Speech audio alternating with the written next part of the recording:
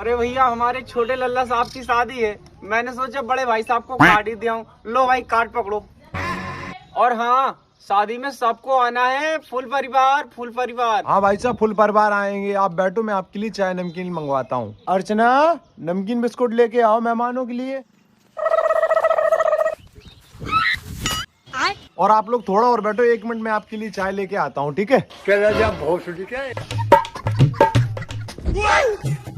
लो भाई साहब चाय पियो।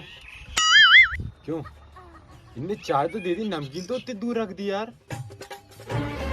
और सुनाओ रिश्तेदार, कोई दिक्कत तो नहीं हुई रास्ते में आने में? अरे नहीं नहीं नहीं, आने में दिक्कत कोई नहीं हुई। बस मैं आ रहा था, रास्ते में एक बदमाश मिल गया। साली ने ऐसी मेरी कॉलर पकड़ ली। मुझे आया गुस्सा, मैंने जिस वक्त यूं पंच मारा, इतने दूर जाके गिरा जितने दूर वो नमकीन बिस्कुट रखे, इतने दूर गिरा जाके। नमकीन देना तो मैं भूल ही गया।